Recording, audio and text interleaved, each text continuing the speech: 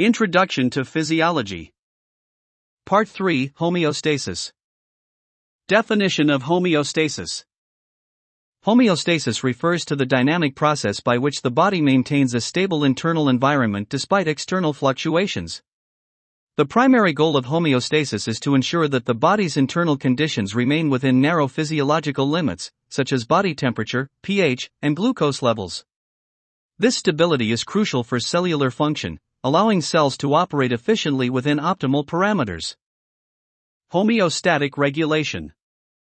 Homeostasis relies on feedback mechanisms, primarily negative feedback, to regulate physiological parameters.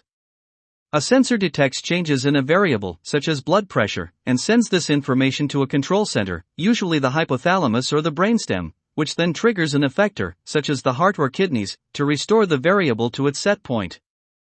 Positive feedback also exists, but it is less common and usually drives processes to a conclusion, such as in childbirth or blood clotting. Homeostatic variables and set points.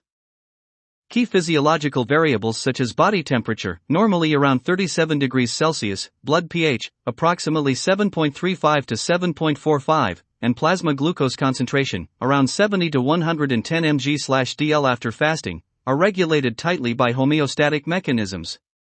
Set points are not fixed and can change over time due to circadian rhythms, stress, or disease states. For instance, the set point for body temperature can increase during a fever as part of the immune response. Importance of homeostasis for cellular function. Cellular enzymes, which are proteins that catalyze biochemical reactions, function optimally within specific ranges of temperature, pH, and ion concentrations. Deviation from homeostatic ranges can lead to enzyme denaturation or altered membrane potentials, which in turn impairs cellular function. Homeostasis ensures that the extracellular fluid, which bathes all cells, remains constant in its composition, allowing for normal metabolic activity. Role of the nervous and endocrine systems. The nervous system and endocrine system are the primary regulators of homeostasis. The nervous system provides rapid adjustments through neural reflexes, whereas the endocrine system offers longer-term regulation via hormones. For example, the autonomic nervous system can adjust heart rate and blood vessel diameter in response to changes in blood pressure, while hormones like insulin regulate blood glucose over a longer period. Thermoregulation. Thermoregulation is a critical aspect of homeostasis, involving mechanisms to maintain the body's core temperature. When body temperature increases, vasodilation and sweating occur to dissipate heat. Conversely, vasoconstriction and shivering help to conserve and generate heat in response to cold environments. The hypothalamus acts as the body's thermostat, detecting deviations from the set point and activating the appropriate effector systems. Blood glucose regulation. The regulation of blood glucose levels is an example of homeostasis involving endocrine control. Insulin and glucagon, hormones produced by the pancreatic islets, work antagonistically to maintain blood glucose levels. Insulin promotes glucose uptake by cells, decreasing blood glucose, while glucagon stimulates glycogenolysis and gluconeogenesis in the liver to increase blood glucose levels, especially during fasting. Fluid and electrolyte balance. Homeostasis of body fluids and electrolytes is crucial for maintaining osmolarity and blood volume.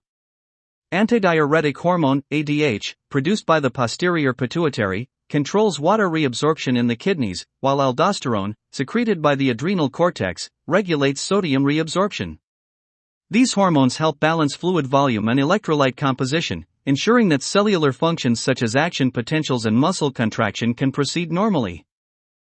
Clinical example, diabetes mellitus. Diabetes mellitus is a clinical condition resulting from the failure of homeostatic mechanisms controlling blood glucose. In type 1 diabetes, the destruction of beta cells in the pancreas leads to insulin deficiency, whereas in type 2 diabetes, there is insulin resistance at the cellular level. The result is chronic hyperglycemia, which can lead to long-term complications such as nephropathy, retinopathy, and neuropathy due to the glycation of proteins and damage to microvasculature. Pharmacological modulation of homeostasis.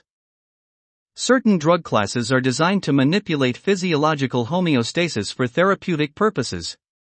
Insulin therapy is a cornerstone in managing type 1 diabetes, where exogenous insulin is administered to restore normal glucose homeostasis. Additionally, oral hypoglycemics like sulfonylureas and biguanides, e.g., metformin, are used in type 2 diabetes to enhance insulin secretion or improve insulin sensitivity, thus aiding in the regulation of blood glucose levels. Thanks for watching. If you found this video helpful, don't forget to give it a thumbs up and share it with others. Subscribe to this channel and hit the notification bell so you never miss an update in the series that we are doing. For more learning resources, check the description below. See you in the next video.